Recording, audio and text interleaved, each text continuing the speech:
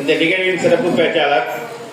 மக்கள் தொலைக்காட்சி நிகழ்ச்சிகள்லாம் நிறைய பார்த்துருப்பீங்க. சிதம்பரத்தில் நிறைய நிகழ்ச்சிகள் நம்ம பார்த்துட்டு இருக்கோம். சிதம்பரத்தில் நான் இருக்கிறதால நம்ம குழந்தைகள் எப்படிலாம் வளரணும், எப்படிலாம் பேசணும் அப்படின்னா அந்த குழந்தைங்களுக்கு ஒரு பயிற்சி கொடுக்கணும். அது பயிற்சி கொடுக்கறதுக்கு அது மாதிரி திறமை உள்ளவங்க, அதுக்கு தான் அவங்கள கூப்பிட்டுருக்கோம். எங்கள் பசங்க இந்த லெவலில் இருக்குது, உங்கள் லெவலுக்கு வரணும், அதோட மேலே வரணும்னு தான் அவங்களை கூப்பிட்டுருக்கோம். மாதம் ஒரு முறையாவது அவங்களை பள்ளிக்கு அழைத்து மாணவர்களுக்கு பயிற்சி அளிக்கலாம் அப்படின்னு இப்பதான் சொல்றாங்க, அவங்களுக்கு தெரியாது. அவர்களை இந்த நிகழ்வு குறித்து சிறப்பு பேச்சரங்கத்தில் பேசுமாறு அன்போடு கேட்டுக்கொள்கிறேன்.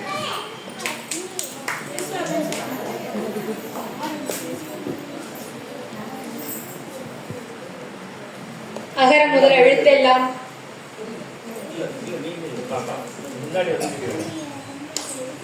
அகர முதல் எழுத்தெல்லாம் என அறிய வைத்து ஆதி பகவனை உணர வைத்து காய் தந்து கனி தந்து தேன் தந்து தேனின் சுவை தந்து நாதந்து பேச வைத்த முத்தான தமிழ் மொழிக்கு என்னுடைய முதற்கண் வணக்கம். ரொம்ப ஆச்சரியமா இருக்கு இந்த ஸ்கூலை பாக்குறப்ப.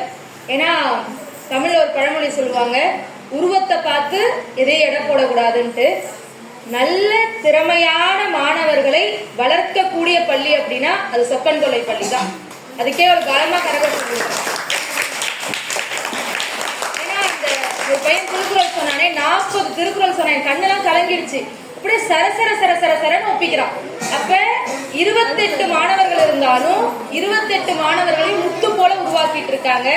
அதுக்கு இந்த ஆசிரியர்களுக்கு நீங்க ரொம்ப நன்றி சொல்லணும்னு தான் நான் கேட்டுக்கிறேன். ஏன்னா நான் ஐயாட்ட பேசுறப்பதான் ஐயா சொல்ற ஒரே வார்த்தை செயல் அப்படின்னா. இந்த தமிழ்ல மிகப்பெரிய சொல், தமிழ்ல மிகப்பெரிய சொல் என்னன்னு கேட்டா செயல் தான். ஐயா பேசுறப்பெல்லாம் சொல்லுவாரு, சும்மா செய்யணும்ன்றதுக்காக செய்யக்கூடாது, இப்படிதான் செய்யணும்ன்றதுக்கு செய்யணும் அப்படின்னு சொல்லுவார். அதனால அது போல நிறைய நிகழ்ச்சிகள் பண்ணிட்டு இருக்காங்க. அவங்க செய்யணும்னு அவசியம் கிடையாது. எந்த அரசு பள்ளியிலும் முன்னெடுத்து செய்யறதுக்கு ஆள் கிடையாது. ஆனா அவங்க செய்யறாங்க அப்படின்னா அவங்களுக்கான ஒத்துழைப்பு நீங்க கொடுத்துட்டு இருக்கீங்க. அதனாலதான் அவங்க தொடர்ந்து செஞ்சுட்டு இருக்காங்க. இன்னும் மேல மேல மேல இந்த பசங்க வரணும் அப்படின்றத என்னுடைய ஆசையா இருக்கு. இந்த மாதிரி ஒரு பசங்க முன்னாடி எனக்கு பேச வாய்ப்பளித்ததுக்கு ரொம்ப நன்றி. பொதுவாவே பொங்கல் விழா அப்படின்றது பொதுவா நம்மளுடைய மாவட்டத்துக்கு அது ரொம்ப சிறப்பான ஒரு விழா. அதுவும் தமிழ்நாட்டுல ஏன் ரொம்ப சிறப்பா கொண்டாடுறாங்க அப்படின்னு பார்த்தா, இந்திய மாநிலத்திலேயே டெல்டா மாநிலம்னு சொன்னா தமிழ்நாடு தான். அதுலயே டெல்டா மாநிலத்துல எது டெல்டா மாவட்டம்னு சொன்னா நம்ம கடலூர் மாவட்டம் தான் டெல்டா மாவட்டம். அப்ப அந்த டெல்டா மாவட்டத்துல நம்ம வாழ்ந்துட்டு இருக்கோம் அப்படின்றதே ஒரு பெருமை தான். பொங்கல் விழா அப்படின்றது நம்மளுடைய உணர்வு சம்பந்தப்பட்டது. அதாவது தமிழர் அப்படின்னு நம்ம சொல்றோம்ல, அந்த உணர்வோடு சம்பந்தப்பட்ட விழா எதுனா பொங்கல் விழா தான். பொங்கல் விழால முதல்ல வர திருநாள் எது? போகி பண்டிகை. போகி பண்டிகை, வாழ்த்துக்கள். அதாவது போகி பண்டிகையோடைய இப்ப நான் மட்டும் பேச போறது இல்ல, நானும் பேச போறேன், நீங்களும் பேச போறீங்க. அப்பதான் நல்லா இருக்கு. நான் மட்டும் பேசிட்டு போயிட்டா நல்லா இருக்காது இல்ல, நானும் பேச போறேன், நீங்களும் பேச போறீங்க. சரியா? போகி பண்டிகையுடைய அடிப்படை கொள்கை என்ன? பெற்றோர்கள் யாரும் சொல்லிடாதீங்க, பசங்க மட்டும் சொல்லுங்க.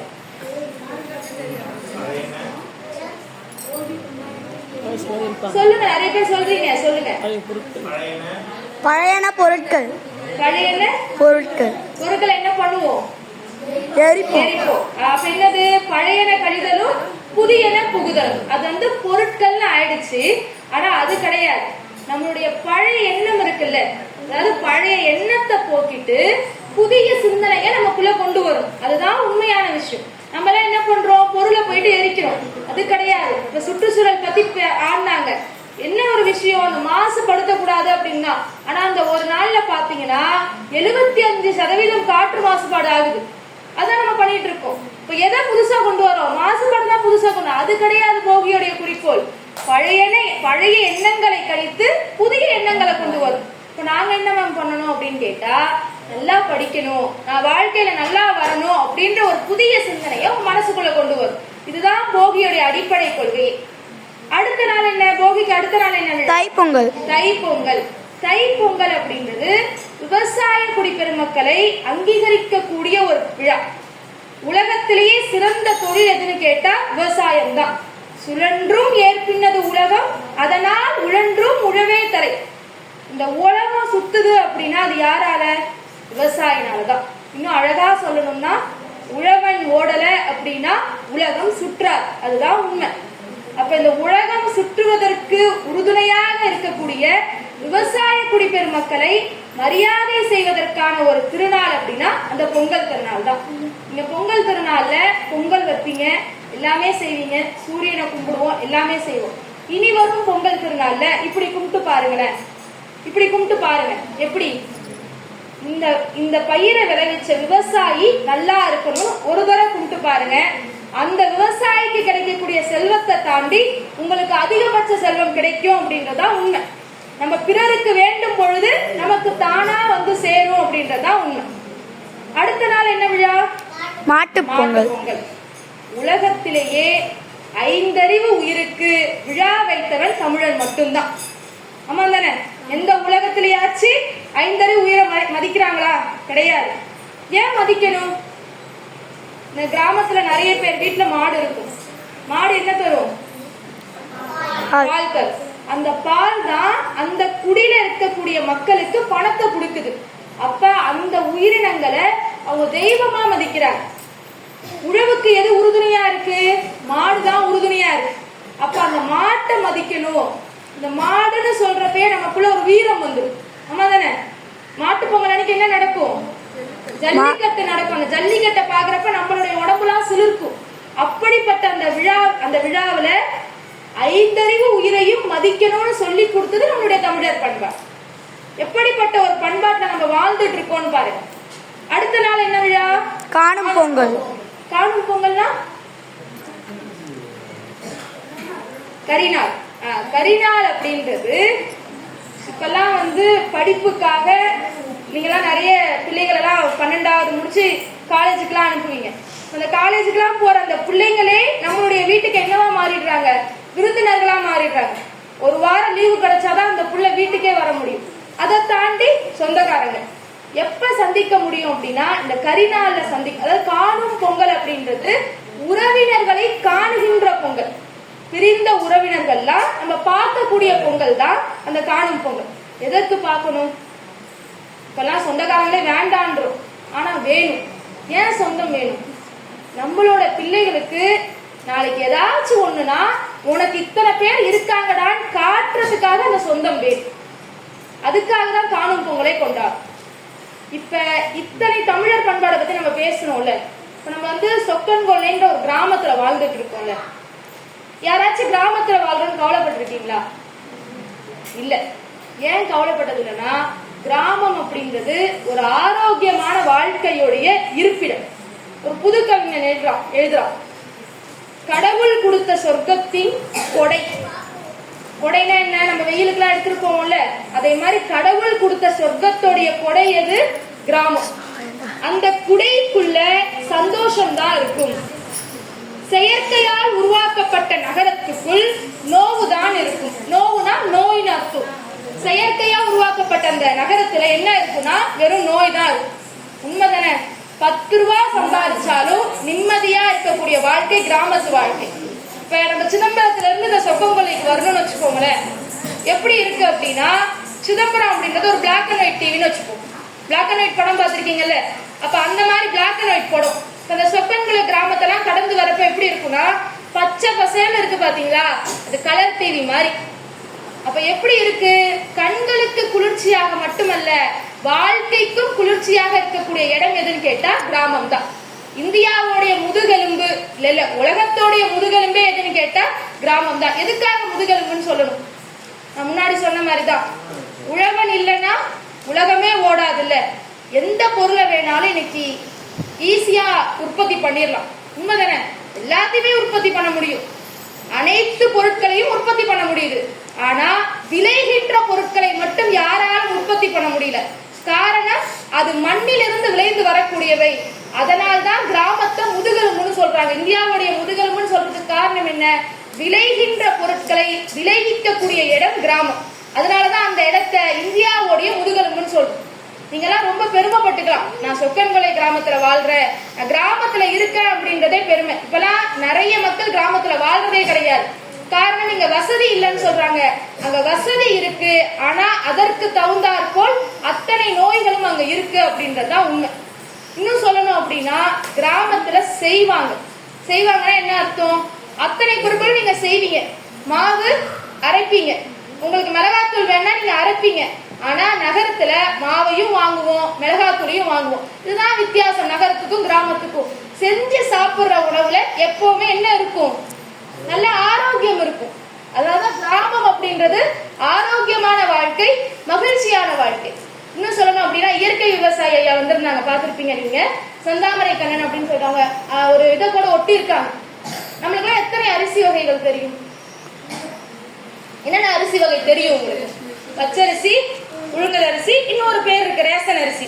இதுதான் தெரியும், 3 அரிசி பேர். ஆனா அவர் ஒரு 18க்கும் மேற்பட்ட அரிசி வச்சிருக்கிறார். மூங்கில் அரிசி, கவுனி அரிசி, சம்பா அரிசி, சீரக சம்பா அரிசி, இப்படி நிறைய பேர் வச்ச அரிசி எல்லாம் வச்சிருக்கிறார். இந்த அரிசி எல்லாம் சாப்பிட்டா என்ன சத்து கொடுக்கும் அப்படின்னா, கவுனி அரிசியை சாப்பிட்டா சக்கரை நோய் போகுது. இத பத்தி யாருக்கும் தெரியாம இருந்துச்சு. கவுனி அரிசி விலை மலிவா கிடைச்சிச்சு. இப்ப இதை யாரோ தெரிஞ்சுக்கிட்டாங்க. கவுனி அரிசி சக்கரை நோயை போக்குதுன்னு தெரிஞ்ச உடனே 10 ரூபா வித்த கவுனி அரிசி இன்னைக்கு 100 ரூபா விற்கிறான். அப்ப நம்ம ஏதோ ஒரு பொருளுடைய மகிமையை மறந்துடுறோம் பாத்தீங்களா? அப்ப அந்த பொருளுடைய விலை ஏறும். உண்மைதானே? நீங்களே யோசிச்சு பாருங்க.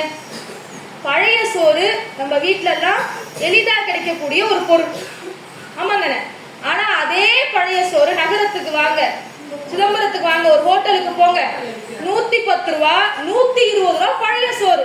என் வீட்டுல இரவு தண்ணி ஊத்தி வச்சா எந்த செலவும் இல்லாம பழைய சோறு கிடைக்கும். நகரத்துல பழைய சோறை மறந்துட்டாங்க, அதனால அதுக்கு விலை வச்சு விற்கிறாங்க. அதுதான் காரணம். சீரக சம்பா அரிசிலாம் சாப்பிட்டோம் அப்படின்னா உடல் எதிர்ப்பு சக்தி கிடைக்குது.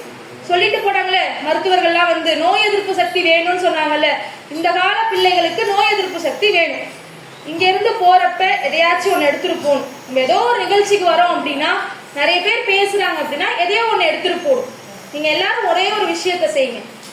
வாரத்துல ஒரு நாள் ஆச்சு உங்க பிள்ளைங்களுக்கு கேழ்வரகு, கம்பு அப்படின்னு சொல்லிட்டு ஏதோ ஒரு பொருளை கொடுங்க. நம்ம அறிவார்ந்த சமூகத்தை உருவாக்கும். இந்த தலைமுறை அறிவார்ந்த தலைமுறையா இருக்கு, ஆரோக்கியமான தலைமுறையா இருக்கா? கிடையாது. 25 வயசுல எல்லா நோயும் இருக்கு, நடந்தா கூடயே உடம்பு வருதுன்றான். அப்படிலாம் இல்லையே. இங்க நம்ம பாக்கலாம். நான் இதுல ஏறி வர, ஒரு பேருந்துல ஏறி வர, ஒரு வயசான தாத்தா, அவருக்கு இருக்கும் 70 வயசு 80 வயசு இருக்கும். தனியாளா ஏறுறாரு, ஜம்முன்னு ஏறாரு, ஜம்முன்னு இறங்குறாரு. இப்ப 30 வயசுக்குள்ள ஏற சொல்லுங்க, எனக்கு முட்டிக்கால் வலிக்குது, அங்க வலிக்குதுன்றாங்க. அப்ப நம்ம ஆரோக்கியமான தலைமுறையை உருவாக்கணும். அது ஒண்ண மட்டும் நீங்க இங்க இருந்து எடுத்துட்டு போகணும். என் பிள்ளைக்கு இதை கொடுத்து வாங்க, நாளைக்கு அந்த பிள்ளை சந்தோஷமா இருக்கும், அதை பார்த்து நீங்க சந்தோஷமா இருக்கலாம். அறிவு கொடுக்குறீங்க, ஆரோக்கியத்தையும் சேர்த்து கொடுங்க அப்படின்றத என்னுடைய வேண்டுகோள். சரி, இப்போ உங்கள்கிட்ட பேசலாமா? அம்மாட்ட பேசியாச்சு, பொங்கலை பத்தி பேசியாச்சு. இந்த உலகத்திலேயே அழகி அப்படின்னா யாரு? என்கிட்ட இங்க ஏஞ்சி சொல்லணும். வா, யார் வேணாலும் வரலாம், ஏஞ்சி சொல்லுங்க. இந்த உலகத்துல அழகி அப்படின்னா நீங்க யார சொல்லுவீங்க? என்ன இவ்வளவு அழகா பண்ணீங்க? யாராச்சும் சொல்லுங்க, நான் ஒரு சின்ன பரிசு கொடுப்பேன். அங்கே ஏஞ்சி சொன்னா கூட சரிதான். சொல்லுங்க. நான் அழகி. சரி, வேற? நான் இன்னும் ஒரு பதில் எதிர்பார்க்கிறேன். அம்மாதான். யார் ஃபர்ஸ்ட் சொன்னா? 2 பேருமே வாடா தான்.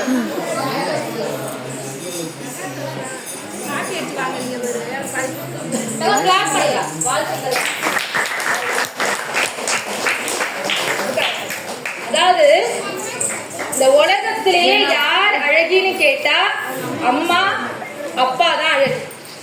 அதாவது தன்னுடைய எல்லாருக்கும் அம்மா அப்பா தான் அழகு, ஆமா தானே? தன்னுடைய அம்மா கிழிஞ்ச புடவையை கட்டிட்டு இருந்தாலும் அம்மா தான் அழகு. தன்னுடைய அப்பா ஒரு நல்ல ஆடை போடல அப்படின்னாலும் அப்பா தான் அழகு. அப்ப அந்த அம்மா அப்பா உங்களுக்கு என்னென்னலாம் செய்யறாங்க? தங்க உங்களுக்கு தான். இங்க பாருடா, உங்க அம்மா அப்பா என்னென்னலாம் உங்களுக்கு செய்யறாங்க யோசிச்சு பாருங்க பாப்பா, ஒரு நிமிஷம். காலைல ஏஞ்சதுல இருந்து சாயந்தரம் நீங்க வீட்டுக்கு போய் படுக்கிற வரைக்கும் அத்தனையும் செய்யறது யாரு? உங்களுடைய அம்மா அப்பா. அப்ப அவங்களுக்கு நான் என்ன பண்ணணும் அப்படின்னா, என்ன பண்ணணும்? நீங்க நல்ல உதவி செய்யணும். அதை தாண்டி நல்ல பேரை வாங்கி கொடுக்கணும். இப்ப உங்களை இந்த ஸ்கூல்ல சேர்த்திருப்பாங்கல்ல, இந்த ஸ்கூல்ல சேர்க்கிறப்ப என்னன்னு சொல்லி சேர்ப்பாங்க? இப்ப உங்க அப்பாவோட பேரு ரமேஷ், ரமேஷ்னு வச்சுப்போமே, ரமேஷோட பையன் அப்படின்னு சேர்ப்பாங்க. இப்ப அதே ஆசிரியர் உங்க அப்பாவை பாக்குறாரு, ஒரு 2 மாசம் கழிச்சு பாக்குறாருன்னு வச்சுக்கோங்க, ஒரு வருஷம் கழிச்சு பாக்குறாருன்னு வச்சுக்கோங்க. அப்ப அந்த ஆசிரியர் என்ன சொல்லணும், உங்க மிஸ் எல்லாம் என்ன சொல்லணும், உங்க அப்பா கிட்ட போயிட்டு, ஓ நீங்க தினேஷோட அப்பாவா, நீங்க தினேஷோட அப்பாவா அப்படி சொல்லணும்.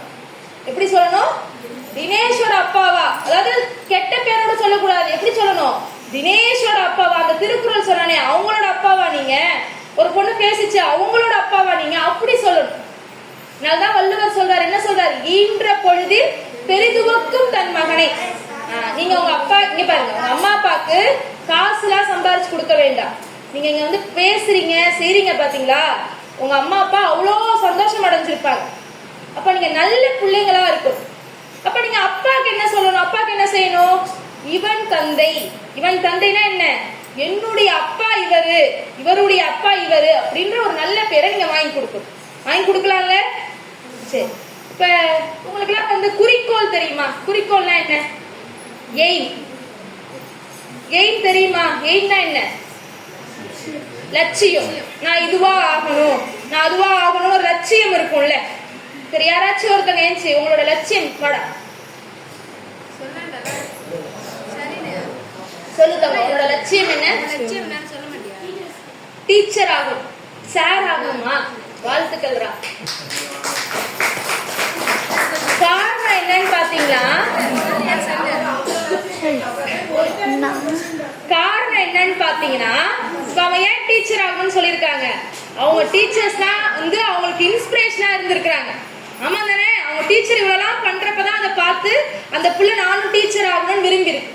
அதாவது இனிமே கேட்டுக்கோங்க, உங்களோட வாழ்க்கையில ஏதோ ஒரு எய்ம் வச்சுக்கோங்க, சரியா. இன்னைக்கு போயிட்டு உங்க வீட்டுல நீங்க எழுதுறீங்க, நான் இதுவாக ஆக போகிறேன். என்ன பண்ணணும் எல்லாரும், நான் இதுவாக ஆக போகிறேன். நீங்க என்ன எழுதணும், நான் வந்து டீச்சரா ஆக போறேன், நான் போலீஸா ஆக போறேன், நான் கலெக்டரா ஆக போறேன் அப்படின்ற ஒரு லட்சியம் வச்சுக்கணும். ஓகேவா, நான் எதுக்காக சொல்றேன் அப்படின்னா, என்ன இதே மாதிரிதான் ஒரு 3வது படிக்கிறப்ப நான் ஒரு லட்சியம் எழுதுறேன், சரியா. நான் இன்னும் அந்த சீட்டை வச்சிருக்கேன். நான் 3வது படிக்கிறேன் அப்படின்னா ஒரு 20 வருஷத்துக்கு முன்னாடின்னு வச்சுக்கோங்களேன், 15 வருஷத்துக்கு முன்னாடின்னு வச்சுக்கோங்க, நான் இன்னும் அந்த பேப்பரை வச்சிருக்கேன். இந்த இதுவா ஆகணும்னு நான் எழுதுறேன், நான் என்ன ஆகணும்னு எழுதுறேன் அப்புறம் சொல்றேன். அதே மாதிரி ஒரு 8வது படிக்கிறப்ப ஒரு ஆசிரியர் கூப்பிட்டு கேட்டார், நீ என்ன ஆக போறன்னு கேட்டார். அப்ப எனக்கு திடீர்னு ஒரு ஆசிரியர் கூப்பிட்டு கேட்டா என்ன ஆகும், நம்மளுக்கு பதட்டம் ஆயிடும்ல, நம்ம சொல்லல. அப்ப அவர் சொன்னாரு, ஃபுட்பால் மேட்ச் பாப்பீங்களா எல்லாருமே, ஃபுட்பால் மேட்ச் பாத்திருக்கீங்களா, என்ன இருக்கு ஃபுட்பால் மேட்ச்னா எப்படி விளையாடுவாங்க, கால்ல அடிச்சு கோல் அடிப்பாங்க. யாரோ ஒருத்தவங்க சொன்னீங்க, கோல் அடிப்பாங்க. அதாவது கோல்னா அந்த பந்தை அந்த ஒரு குறியில அடிக்கிறது. அப்ப நம்ம ஒரு வாழ்க்கையில ஓடிட்டு இருக்கோம் பாத்தீங்களா, நீங்க நடந்து போயிட்டு இருக்கீங்கல்ல, இங்கதான் போகணும்னு தெரியணும். இப்ப நம்ம வந்து இப்படி ஒரு பாதையில நடக்கிறோம், வீட்டுக்கு தான் போகணும்னு தெரிஞ்சாதான் அந்த வீட்டுக்கு போக முடியும். அப்ப நீங்க என்ன பண்ணணும், உங்களோட கோல் பாயிண்ட் எது, நான் சொன்னால லட்சியத்தை எழுதுங்க, அதை